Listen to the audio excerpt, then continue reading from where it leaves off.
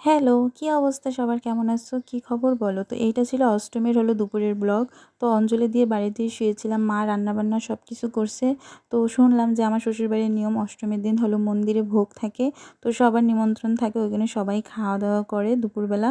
তো আমি কোনোদিন যাইনি, তো আমি যেতেও চাইনি। তো রাহুল বলতেছে চলো, আর আমাকে না নিয়ে ও যাবে না। তো তারপরে দুপুরবেলা শাড়ি পরার তো অবস্থা ছিল না, এত গরম পড়ছিল অষ্টমীর দিনকে। তো মা, আমি আর তোমাদের রাহুল দাদাভাই আমরা একসাথে যাচ্ছিলাম মন্দিরের দিকে। তো যেতে যেতে এখানে আবার ভাসুররা দেখা হয়ে গেছে, ভাসুরদের সবাই মন্দিরের উদ্দেশ্যে যাচ্ছিল।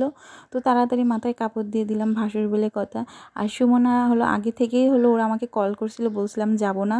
তো ওদেরকে আবার কল করে বলছি যে তোমরা ওয়েট করো, আমরা আসতেছি। তো ওরা আমাদের জন্য ওয়েট করতেছিল।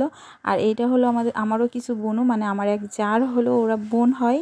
তো এইখানে সুমনা আমরা সবাই বসে পড়ছি খেতে, আর মা বইছে ওইদিকে কাকিদের সাথে, আমার কাকি শাশুড়িদের সাথে। এখানে আমাদের খেতে দিছে পোলাও, তারপরে আলুর তরকারি আলুর দম, তারপরে ডাল, তারপরে আলু ভাজা ছিল। তো এই দেখো, আর খেতে এত মজা আসলে।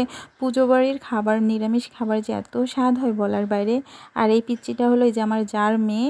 আর এটা ছিল পুরানো মনসা মন্দির। আর এই ছিল দুপুরের ব্লগ। Tata, by.